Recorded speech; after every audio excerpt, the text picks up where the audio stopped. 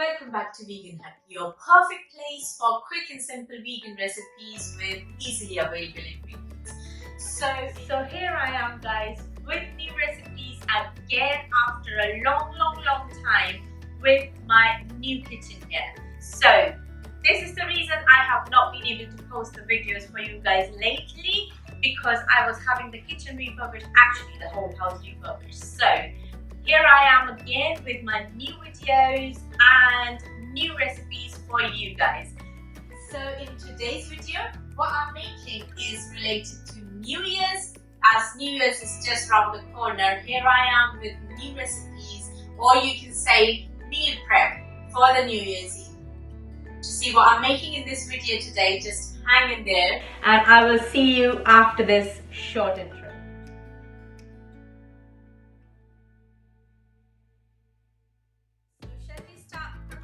Our meals for New Year's Eve. So for the first, which I'm starting with appetizer, which is, I call it macaroni and olive skewers. So for that, we are going to need obviously some macaroni pasta. Then we are also going to need some sun-dried tomatoes. Here I have used the sun-dried tomatoes, which are in oil in bottle, but you can use the dry ones as well. Then we are also going to need some olives. These are pitted olive, guys. Make sure when you're making this, use the pitted olives, not with the ones with the seed, otherwise it will be very hard for the skewers to go through. Then we are also going to need some basil leaves, and because these are skewers, therefore I am also going to need some cocktail sticks. And guys, I'm also using Schezwan chutney with this one, just to give it a little bit of spice. So let's start making our first appetizer, which is macaroni and olive skewers. And for that, we are first going to take water to boil the macaroni, of course. And once the water starts boiling, we are going to add about 1 teaspoon of salt in that. And add our macaronis in there as well. And let it boil until they are cooked. As it started boiling, we are also going to add a little bit of oil in that, just to save it from sticking with each other. Now when the macaroni is cooking, we need to make sure that it's not cooked too soft, otherwise it will start ripping off, it will break when we are putting it through the skewers, you see. So it should just be soft, but it should, when you're putting your finger to check if it's cooked or not, you should not be able to break them, and that's how you know that they are cooked properly for this dish. Yeah, so my macaronis are nicely cooked, and now I'm going to take it out of the hot water and going to rinse them in nice cold water so they stop cooking straight away. Once the macaroni is washed nicely with cold water, make sure you do wash it with the cold water, because if you don't, if you just take it out of the hot water and leave it like that, the macaroni, all sorts of pastas, they have got this tendency to keep cooking for some time after you take them out of the water. But once you have rinsed them with cold water, it will stop cooking straight away and won't get any softer than what you want it to be. So now I have taken the same pan and I'm going to add a little bit of oil in that. Once the oil is hot, I am going to add about half a tablespoon of Schezwan chutney in that.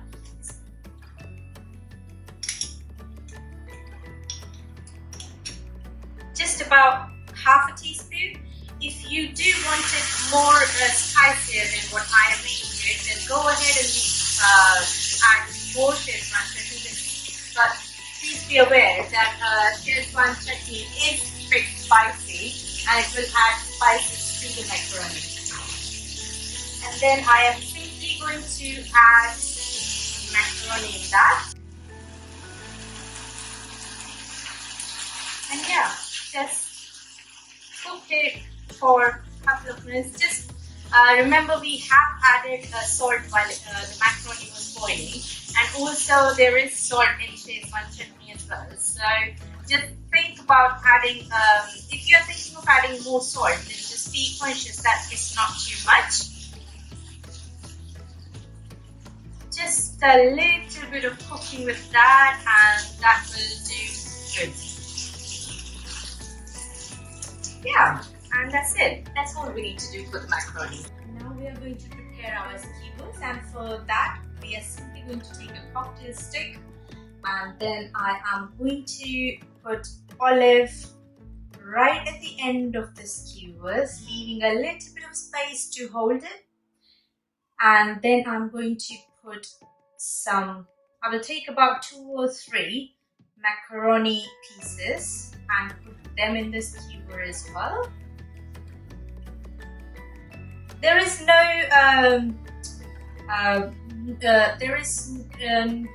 no particular way you need to do this. You can keep olive after or in whatever sequence you want to put it in. And then I've put one basil leaf, and right at the top I am going to put sun-dried tomato as well. Yep, and there we go. That's our skewers. That's our skewers ready to be served, and I'm going to prepare all of them like this.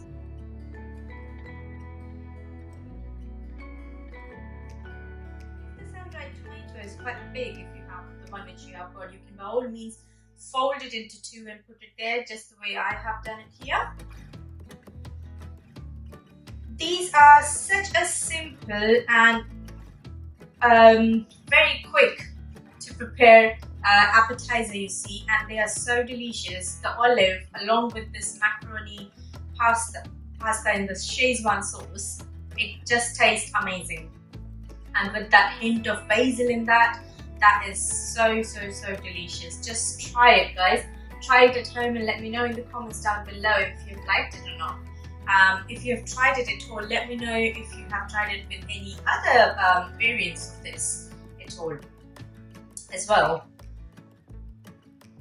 And if you have actually not subscribed to my channel yet, then do consider subscribing to my channel for keep coming back for these wonderful recipes that I bring every week. I promise I am going to be regular. It has just been the circumstances that I have not been able to post videos recently, and there we are. And thus I am doing these sun-dried tomatoes again in these ones, and here we go. What do you think, guys? I should make one more, isn't it? It's going to look nicer with one more. Yes. And this one I have taken 2 basil leaves just to give it a little bit of extra flavor of basil there. And there we go, the sun-dried tomato, and that's all done.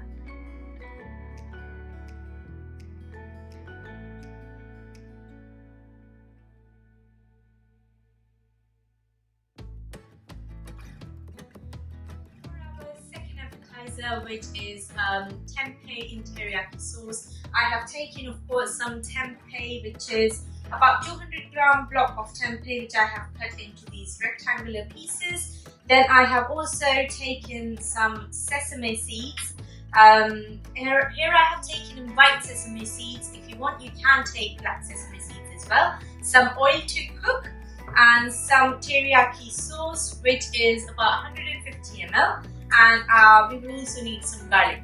Now, before I actually start cooking, I am going to turn my oven on at 220 degree centigrade because I want it for the next recipe what I'm making. The oven needs to be hot, so I'm going to turn it on now. So first we are going to finely chop the garlic. When I'm saying finely, we do need this really finely chopped garlic. So to start this one, we are firstly going to start cooking our tempeh. At least 3 minutes from each side. That is when you get to know that tempeh has started cooking. Tempeh is the thing that does take a little while to cook. And if it's not cooked properly, it doesn't taste very nice as well. It does give that raw taste, you see. So it's very necessary that we cook the tempeh nicely, which is in this case, because these are quite thin slices, it's going to be 3 minutes each side. So we will let it cook nicely We don't need to put any oil or anything at this point, and we just need to dry cook tempeh on its own. Once the tempehs are cooked for like 40 seconds from each side, what we will then need to do is we will put a little bit of oil in the pan and then brush the tempehs along with the oil. So I'm just flipping it over at the moment. So once I have done all of that, I am going to put oil in the pan for that.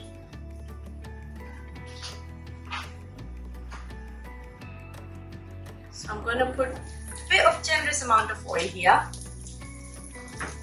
and then I'm simply going to brush the tempehs with the oil so that it's cooked evenly. Now in this pan, it does need to cook for further 2.5 minutes or so from each side.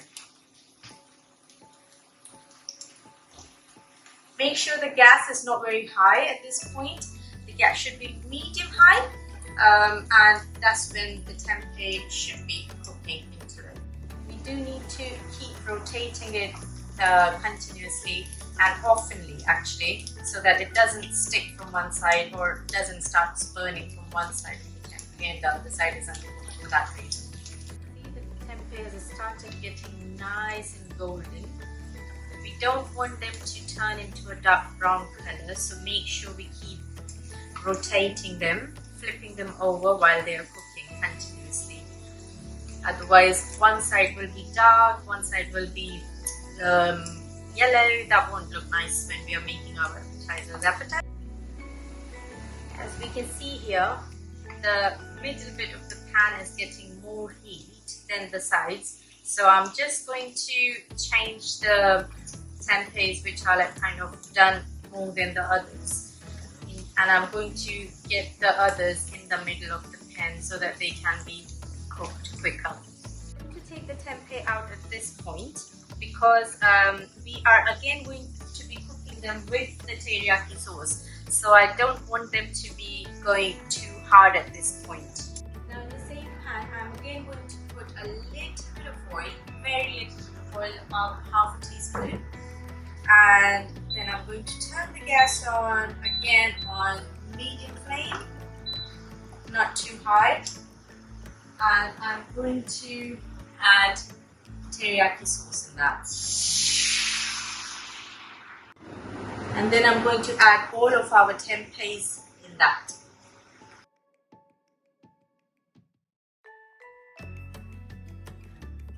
We need to let the tempehs cook in the sauce until the sauce has like kind of bubbled away and our tempehs has become nice and sticky. That is the purpose and that is what we are trying to achieve here. As you can see, the sauce has started to thicken up and it started sticking to the tempeh as well. And this is something what we are looking to achieve, but not quite.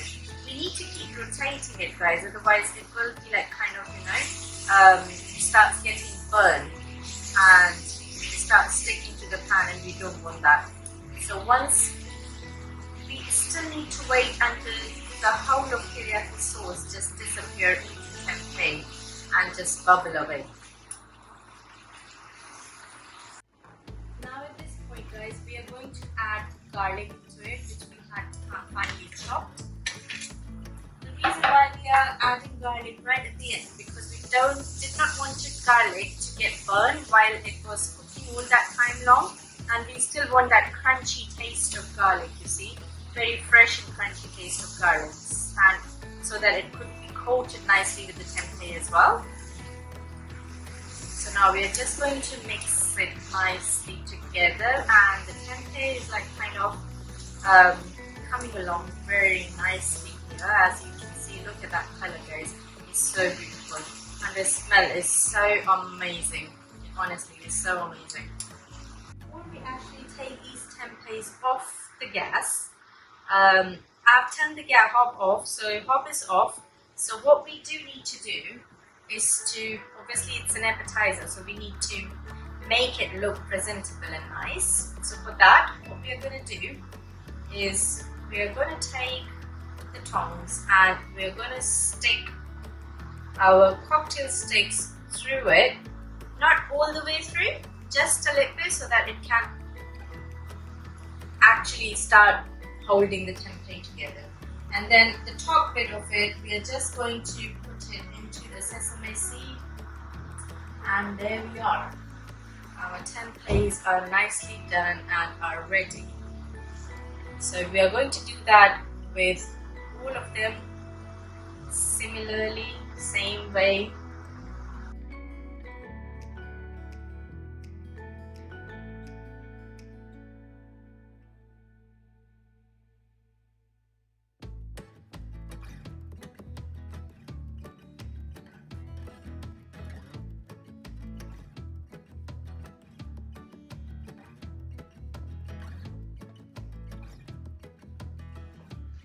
So after the appetizers, we are going to move on to the mains. And for mains, I am making today butternut squash and sweet potato gâteau.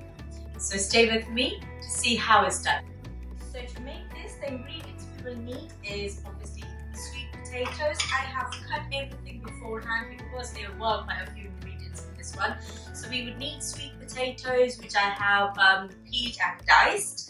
Again, butternut squash as well, washed, peeled and diced. Along with that, we will also need some green lentils, which I have washed and dried as well. With that, we will also need some carrots, and we will also need some onions and some walnuts, some cashews, pecans, and some garlic. We will also need some fresh herbs. I have taken fresh sage, rosemary and thyme. We would also need some cinnamon brown cinnamon powder, some brown allspice, chia seeds, salt and pepper, some vegetable stock and some oil, and we will also need some water. To start with, we are first going to take a baking tray and I have put parchment paper there, and then I'm going to spread some oil on it, and then I am going to spread the oil on the whole paper so that when we are putting the squash and sweet potato in there to cook, to roast, this doesn't get stick to it. And then we are simply going to transfer our cut vegetables on there, and then the squash as well. Then I'm going to use half of the garlic with this.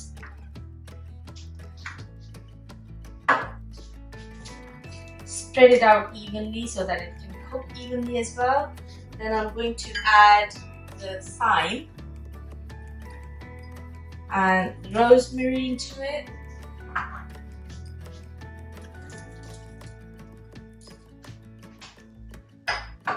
Then some salt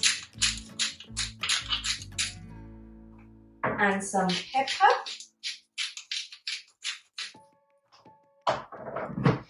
And then I'm going to add a little bit of oil from the top as well, and simply going to mix everything together nicely.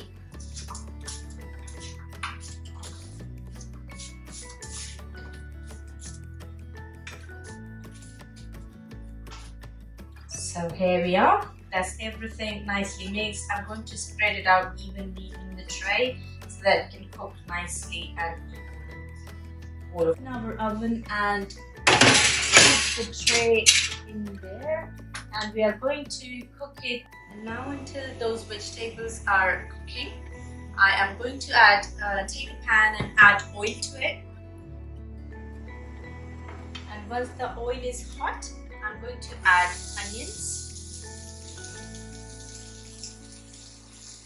and carrots into it. And let it cook for about 10 minutes or until the onions are translucent.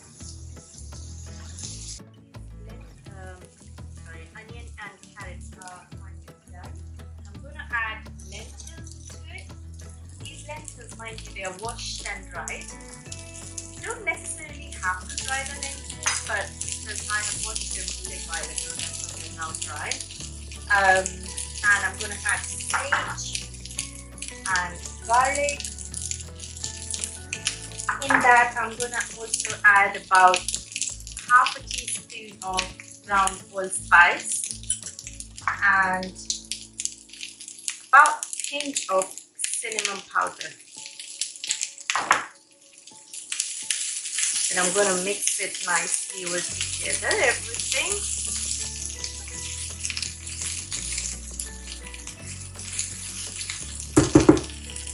And with that, I am going to add vegetable stock in that.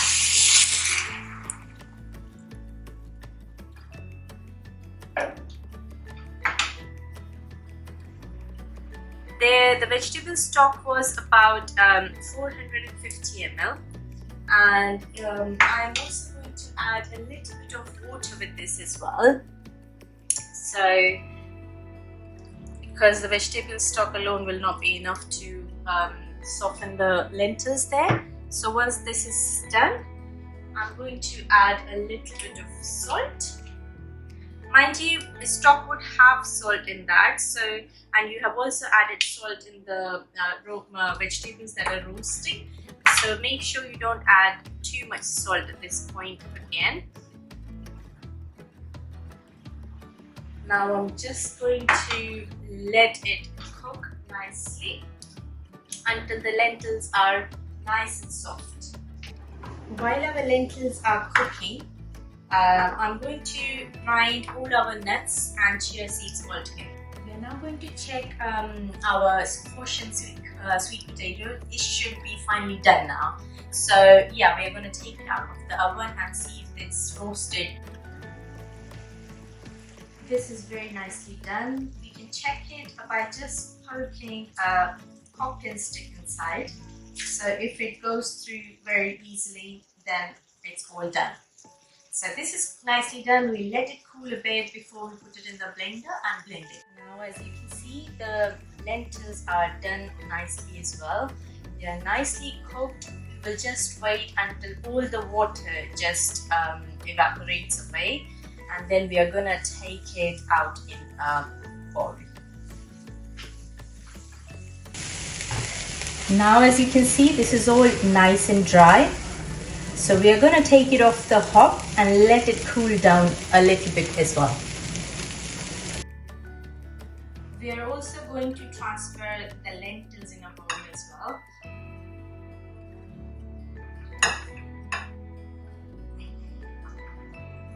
We don't need to do any blending or anything with the lentils. We just want to keep it, that structure of the lentil, nicely as it is. The squash and sweet corn is all nicely blended. We are just going to take it off the blender and transfer it into a bowl and get it ready to finish it off after. So now we are going to assemble everything together, and for that we are going to need a mold like this. If you don't have this mold, you can by all means use the can, like any sort of can which is beans can or anything like that. Just cut off the top and the bottom bit, and then it can act like a mold very easily. So use that if you don't have this sort of mold. So now what we are going to do is we are going to put a layer of squash and sweet potato right at the bottom. Make sure it's nicely flattened evenly in the bowl and in the mold, I mean. And it should not be coming out of it. So we are going to make one layer of that, nicely evenly flattened.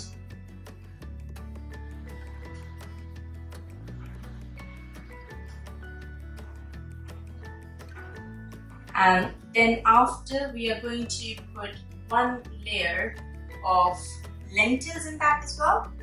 So make sure it's contained inside the mold and not dropping outside. So just a little bit more in that.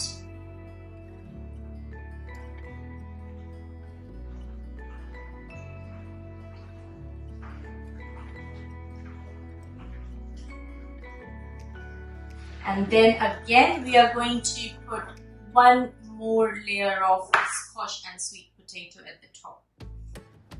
So now once that is done, I am simply going to garnish it with some ground nuts and chia seeds.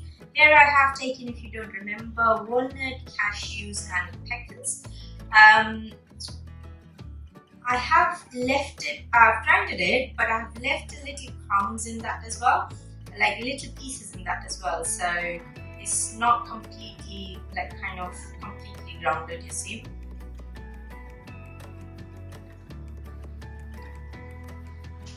And then after, we are going to take the mold off very slowly, and there we go.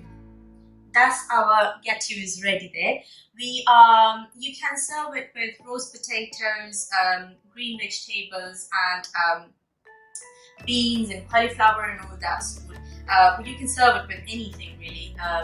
Here I am going to be serving it on its own with some fruits inside.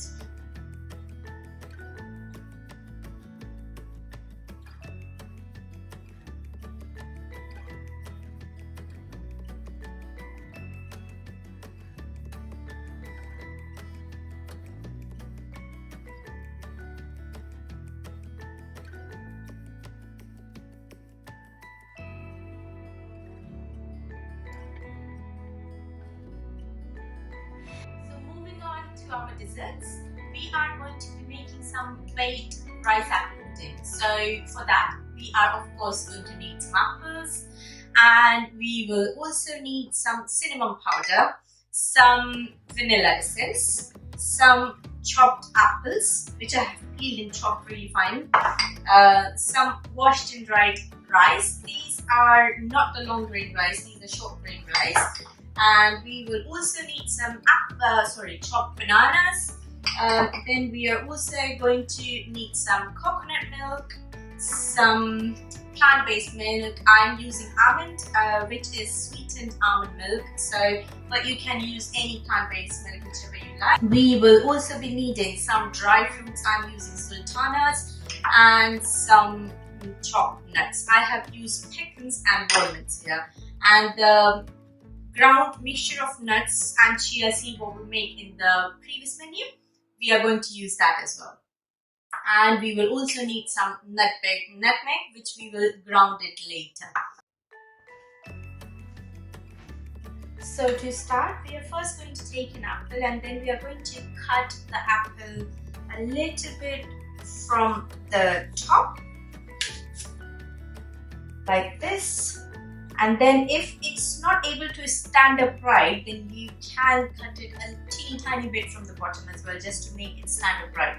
And then with the help of the knife, very carefully, make sure you guys you don't cut your hand or anything while doing this. Try to take the apple flesh out from the middle so that you can make it into a bowl. So very slowly and very carefully start taking the apple out from the middle and make a little bit hollow inside so that you can fill the pudding after inside of it.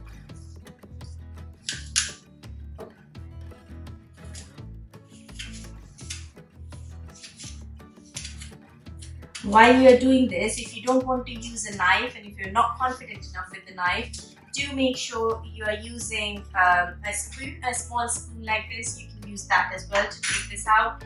But if you're confident and if you think that you will not harm your hand while doing this, do make sure, do go ahead and use the knife in that case.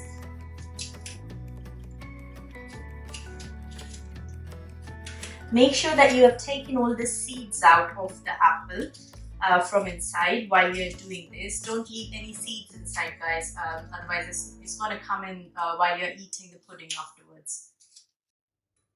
And while you're taking the seeds out and the flesh out of the apple, because we need to, it's this hollow when you're taking the seeds out, it's this hollow, but we need a little bit more hollower than this. So what we are going to do, we are going to take more flesh out with the help of a spoon, but I'm not going to throw that flesh away of the apple. I'm going to save it in the bowl and then I can use it in the pudding later. So make it as much hollow as you can, but don't make it too hollow, because otherwise when you're baking the apple, they're gonna get too soft and mushy. So about this much is perfectly fine. So when you have made this hollow, repeat the process with all the apples you're using. We'll go ahead and put it in the oven and bake it. I'm using this cupcake tray to bake the apples at the moment, and we are going to bake it between 10 to 20 minutes and keep checking it between that time.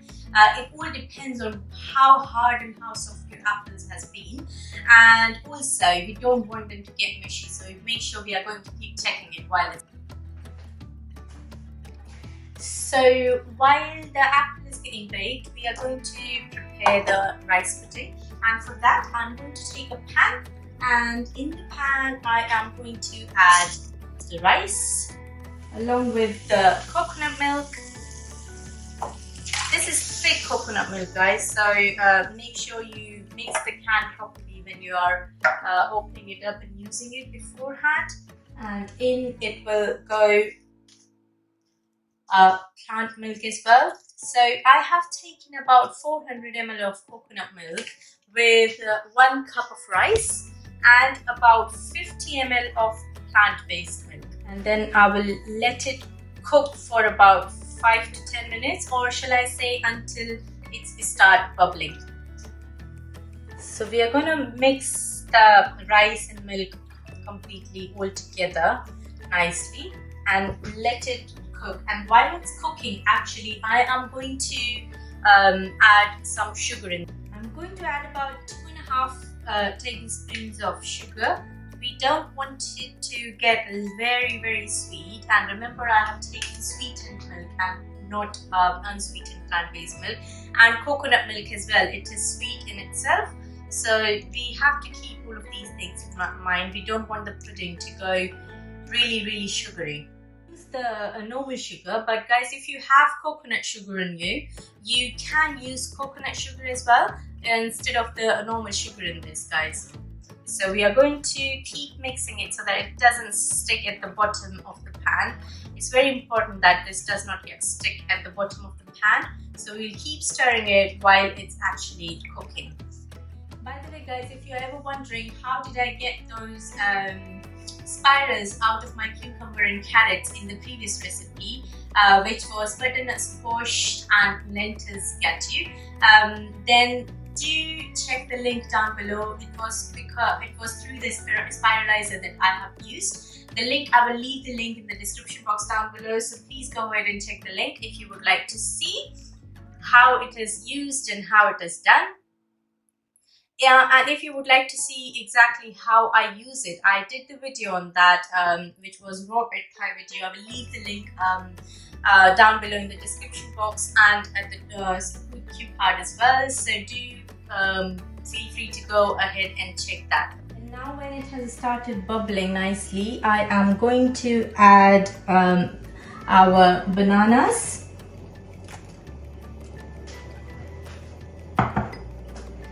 apples,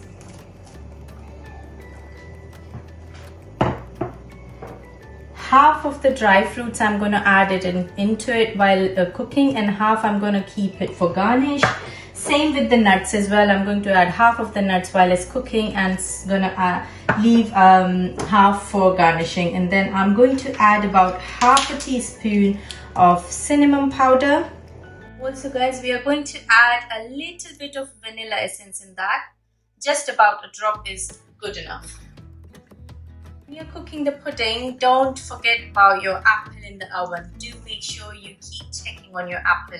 It shouldn't get burnt or it shouldn't overcook. So guys, my apple is nicely cooked, and the way to check it is it will start having these sort of cracks in the apple, and that's when you come to know, and a little wrinkle on the skin as well, so that is the time when you need to take it out.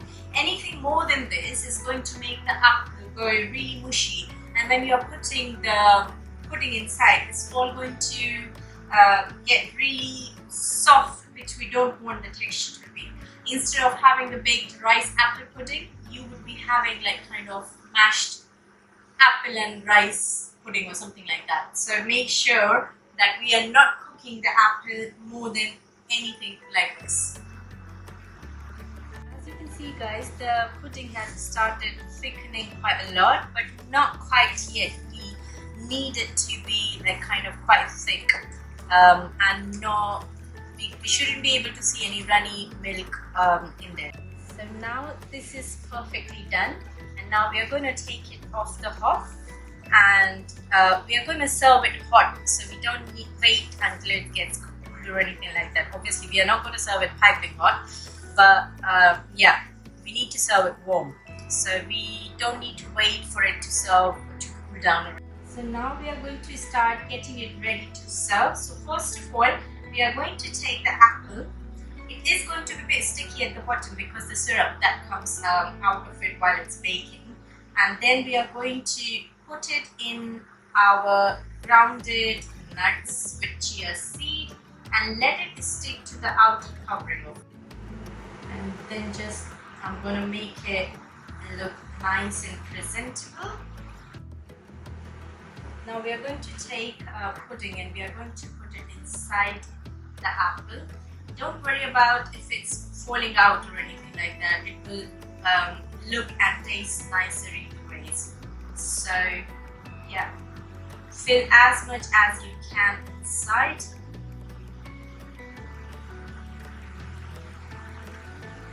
Make sure the spoon you are taking is a bit sleek so that you are able to put the rice pudding in the apple, otherwise you wouldn't be able to. And then we are going to garnish it with some nuts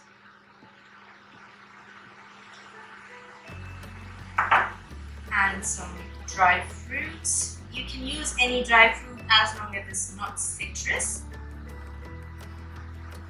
And I am also going to be adding some finely chopped strawberries at the top. So just to give it a little bit of color.